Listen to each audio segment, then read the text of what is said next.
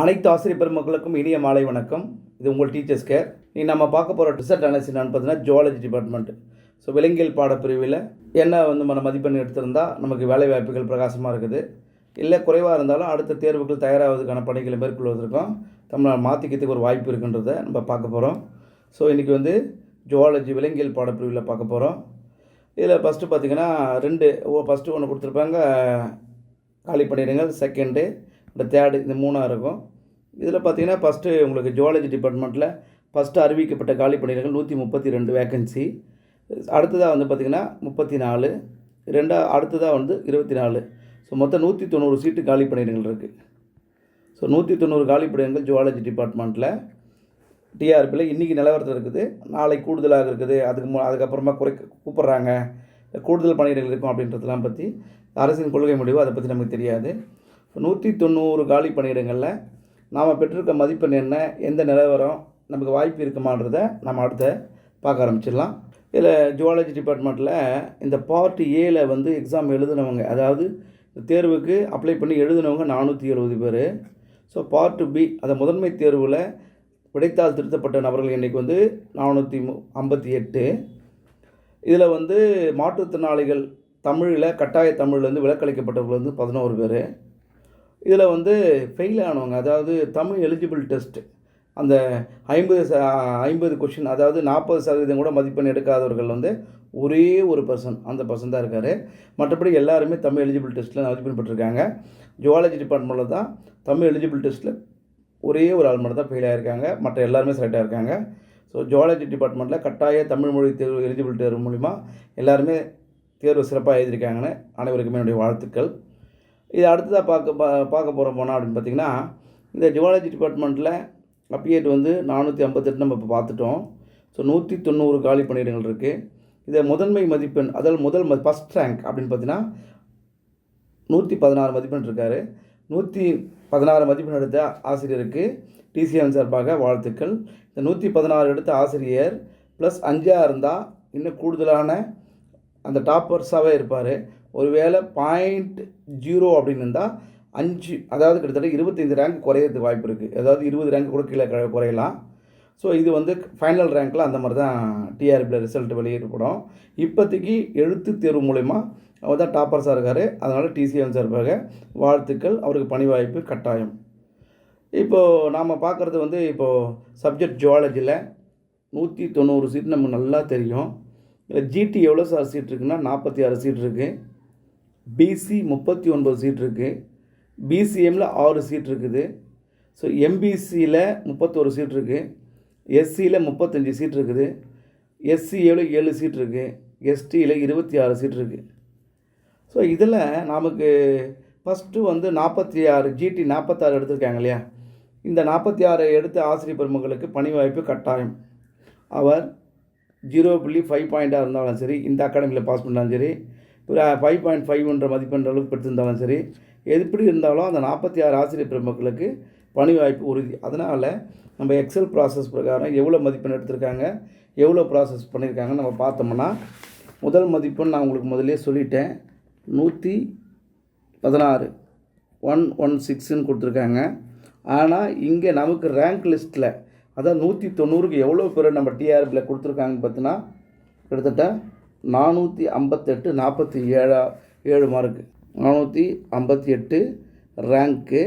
அதில் கிட்டத்தட்ட கடைசியாக இருக்கிறது 47 மார்க் எடுத்திருக்காரு. ஸோ 47 மார்க், அதாவது 45 எடுத்திருந்தாவே எலிஜிபிள்னு நமக்கு.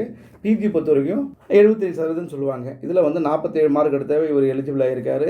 ஸோ இந்த 114 458 190 சீட் தான் எடுக்க போகிறாங்க. ஸோ இந்த மாதிரி நமக்கு வாய்ப்புகள் இருக்குமா சார், கட்டாயம் நமக்கு ஏதாவது பணி வாய்ப்பு இருக்குமான்னு நீங்கள் கேட்டிங்கன்னா, நாம் இதில் என்ன பண்ணியிருக்கோம், எக்ஸாம் சீட்டில் நீங்கள் டிஸ்கிரிப்ஷன் லிங்கில் கொடுப்பாங்க, நீங்கள் வேணால் டவுன்லோட் பண்ணி பொறுமையாக டைம் இருக்கும்போது பாருங்கள். முதல் மதிப்பு 116, ரெண்டாவது மதிப்பெண் எடுத்து 112, மூன்றாவது மதிப்பெண் எடுத்து 110, நான்காவது மதிப்பு 109, இப்படி குறைஞ்சிக்கிட்டே போகுது. ஸோ அந்த மாதிரி பண்ணும்போது நமக்கு என்ன சார் வாய்ப்பு இருக்குதுன்னு நீங்கள் நினைக்கிறீங்கன்னா, 46 வரைக்கும் கட்டாயம் உறுதியான தகவல். அப்போது 95 வரைக்கும், ஸோ 95 மதிப்பெண் வரைக்கும் வெற்றி உறுதி செய்யப்பட்டது, அச்சுக்கள் கோர்க்கப்பட்டது அப்படின்னு நம்ம சொல்லலாம். ஸோ 95 மார்க் வரைக்கும் ப்ளஸ் அவர் 5 மார்க்காக இருந்தால் இன்னும் சேஃபு, 0.5 இருந்தாலும் சேஃப். ஏன்னு சொன்னால் மீண்டும் கீழே இறங்கினாலும் ஒரு கம்யூனிட்டியில் தான் போக போகிறாரு. ஸோ கம்யூனிட்டியில் வந்து நம்ம பார்க்க போகிறோம் அப்படின்னா ஃபஸ்ட்டு வந்து பிசியில் 39, பிசிஎம்மில் அதாவது முஸ்லீம் கோட்டாவில் 6, ஸோ எம்பிசி அப்படின்னா 31, அது 31. ஸோ அடுத்ததாக எஸ்சி அப்படின்னா 35. ஸோ அடுத்ததாக எஸ்சிஏனா 7. ஸோ எஸ்டி அப்படின்னா 26, எஸ்டி 26. இப்போ நம்ம இந்த எப்படி சார் கரெக்டாக பார்த்துக்கலாம் இது கீழே அப்படின்னு பார்த்தீங்கன்னா, இந்த ஜிடி நீங்கள் வந்து ஃப்ரீயாக இருக்கும்போது உங்களோட ரோல் நம்பர் இது தானே, அந்த மார்க் தான் நீங்கள் செக் பண்ணும்போது உங்களோட ரேங்க் தெரிஞ்சிடும். அதை வச்சு நீங்கள் மேலே எவ்வளோ சேஃபில் இருக்குன்னு நீங்களே பார்த்துக்கோங்க. 47லேருந்து நம்ம கணக்கெடுப்போம். 47லேருந்து நம்ம கணக்கெடுக்கணும். 95லேருந்து கணக்கெடுப்போம். ஸோ 95லேருந்து எப்படி சார் கணக்கெடுக்கலாம் அப்படின்னு பார்த்தீங்கன்னா, இதில் நான் எப்படி எடுத்துருக்கேன்னா எல்லாமே எல்லா சீட்டுமே கணக்கெடுக்கணும். 4ஆக பிரிக்கணும். அதாவது 1, 2, 3 and 4 உண்டு. 4 ஏன்னா ஹையஸ்ட்டாக இங்கே இருக்கிறது வந்து பார்த்திங்கன்னா 40 சீட் இருக்குது. அப்போது 40 சீட் இருக்குன்னா 160 சீட்டு ஆட் பண்ணணும். ஸோ 160 சீட்டு இது கூட ஆட் பண்ணுறோம் அப்படின்னு பார்த்தீங்கன்னா 45லேருந்து நம்ம 45லேருந்து கணக்கெடுத்திங்கன்னா கிட்டத்தட்ட 300 சீட்டுக்கு நம்ம தாண்ட வேண்டியிருக்கோம். கிட்டத்தட்ட 300, 350 வரைக்கும் நம்ம எடுத்துக்கலாம். ஸோ இது வந்து 60 வரைக்கும் எடுத்துருக்கோம். 93. ஸோ அடுத்ததாக 93, 91, 93, 89, 88, 88 இவரெல்லாம் எலிஜிபிளாக ப்ராசஸ் ஆகிட்டே இருக்காங்க. இந்த ப்ளஸ் 5 இருக்கா, 0.5 இருக்கா, இதெல்லாம் அப்புறம் பார்த்துக்கலாம். எல்லாமே எலிஜிபிளில் போயிட்டுருக்காங்க. இதுமாதிரி பார்த்துக்கிட்டே போகிறப்போ ஸோ 89, 88, 80ன்னு பார்த்துட்ருக்கோம். ஆண்கள் பிரிவில் இங்கே மொத்தமே நமக்கு கொடுக்கப்படுதில்ல. ஸோ ஒரு 300க்கு மேலே அதிகபட்சமாக இருந்தால் தான் ஆண்கள் பிரிவில் அதிகமாக இருக்குது. 350 வரைக்கும் நம்ம கணக்கெடுப்போம். ஸோ 350 வரைக்கும் கணக்கெடுக்கணும்னா 87, 86, 86.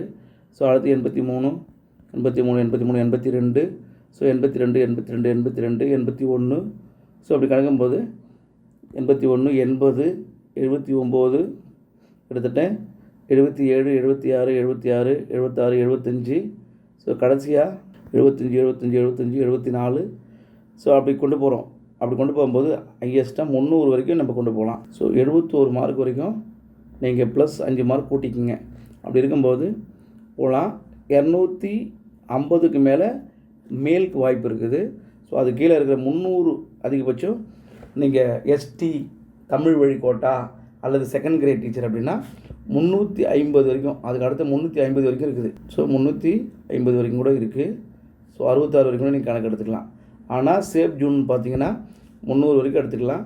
ஸோ 4ஆக பிரித்தோம்னா அந்தந்த கோட்டாவில் தனித்தனி பிரிஞ்சு போனாங்கன்னா கூட ஸோ பிசியில் ஒரு 39 சீட்டு, அதுக்கப்புறம் எஸ்சியில் 35 சீட்டு, எஸ்சியில் 35 சீட்டு அப்படின்னு பிரிக்கும்போது தனியெல்லாம் பிரிஞ்சு வருவாங்க. ஸோ 300 வரைக்கும் எனக்கு தெரிஞ்சு 71 மார்க் வரைக்கும் ப்ளஸ் 5 மார்க்கு வரைக்கும் மார்க் 5 மார்க் எடுக்கிறவங்களாம் சேஃபு.